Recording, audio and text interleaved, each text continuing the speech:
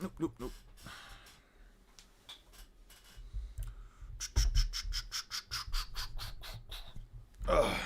Alright. Unplug this, put this to the side. This.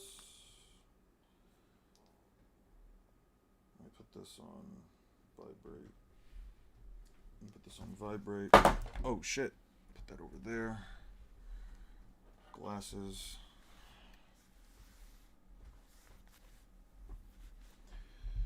Okay. Okay. Let's see. Here's the script. What is the last thing we took? I think we got everything pre.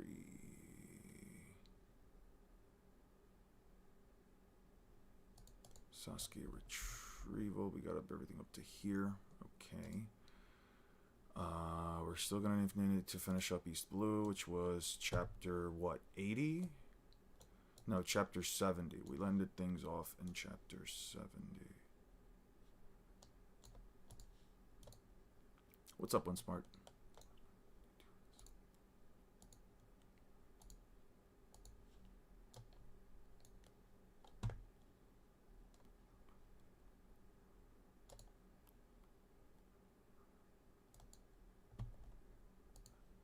What's up, what's up, what's up? Okay, so we should be, what, 240, 245 for Naruto? What was it, like 245?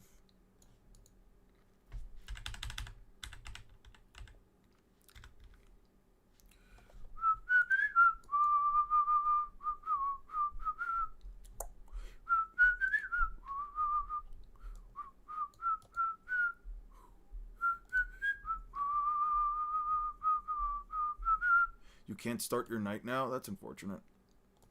Oh, you can. Lovely.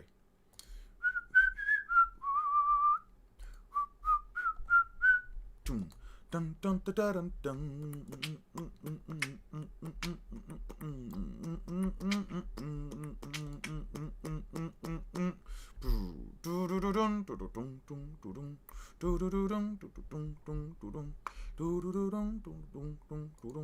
Dun dun dun dun dun dun. What's up, guys? Naruto music really is good. Yeah, we can definitely agree on that. I really do like, especially like just the chill themes, just like the chill stuff. You know what I mean? The background music. How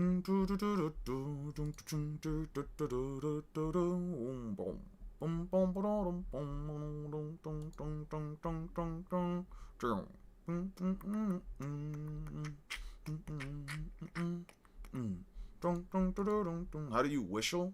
How do you whistle? Do you mean how do you whistle? That's a tough question. I figured it out when I was like 8, 9 years old, and then I just sort of kept practicing from there. I don't know, you pucker your lips and you, with like different levels of pressure and volume, you release air through your mouth. It's like once you feel like the air push out of your mouth, try to like close your lips, not literally, but like try to slowly push or force your lips together while letting out that breath, and it should slowly start to like make a sound.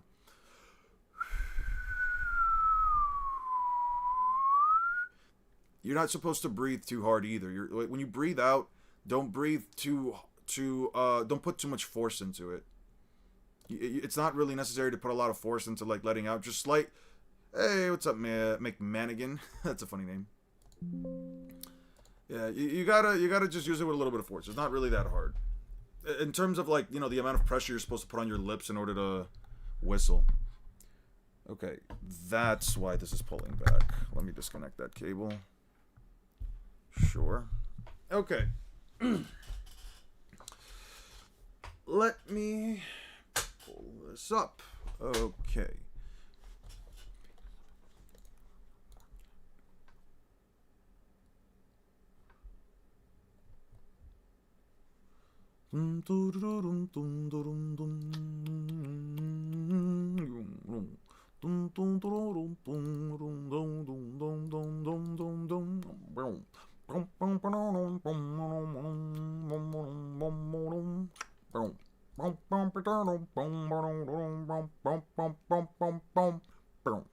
Does One Piece have many original materials like metal with statements that upscales their durability or hardness?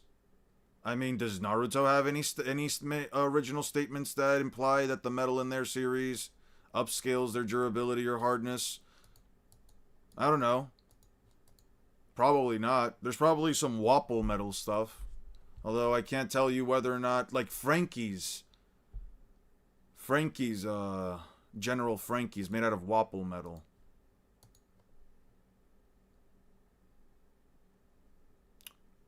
That's the front gate. 1, 2, 3. 1, 2, 3, 4, 5. 1, 2, 3, 4, 5. Yeah. It is a 5-story tall building. Which is weird because earlier it wasn't a 5-story tall building.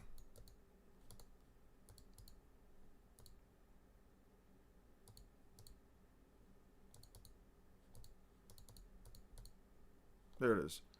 1, 2, 3, 4. But it's 5 later. Bro's cracked. How you doing, Han? Hope you're having a good one, man. Archer, I'll let it slide just once. I'm looking for a woman. Hun Fishman. Stupid theory Lex.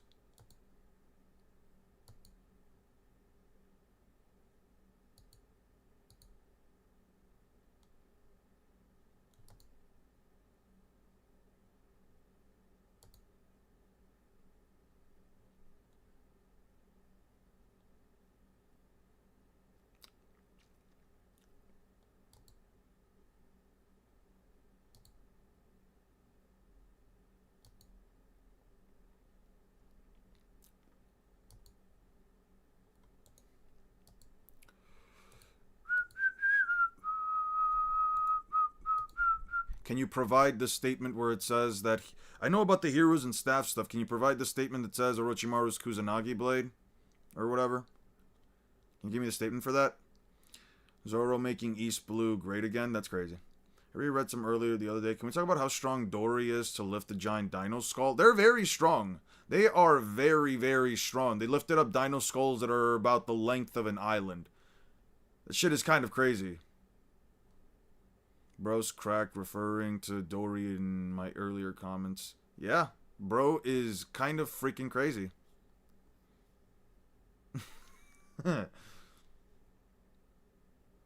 Yeah. Okay, so there are 20 towns and villages under our protection. We don't like troublemakers. The great port town of Goza rebelled, so we destroyed it as an example for the rest. And failing to pay tribute is the same as rebellion.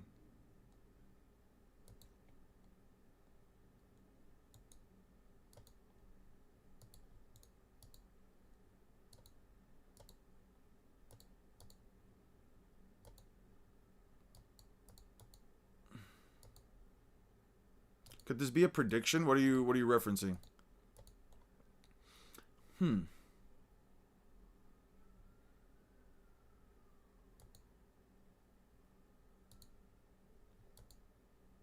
Or maybe the whole village should disappear.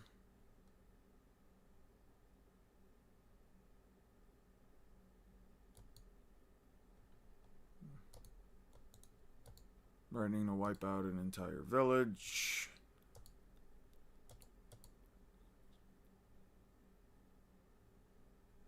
And Luffy can just casually be squished by it unbothered. Yeah. I mean, as well as people have done in the Death Battle-ish before the episode actually arrives. So it's an interesting seeing different point of views. Definitely. I could definitely see that. In my humble opinion, Ennius, Lobby, Luffy already solos. That's not actually a bad take to have.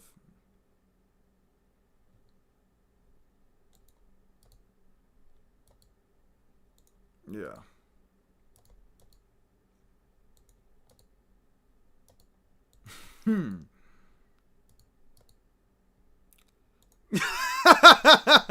Yo, Usopp's face when Arlong literally lifts up an entire fucking house.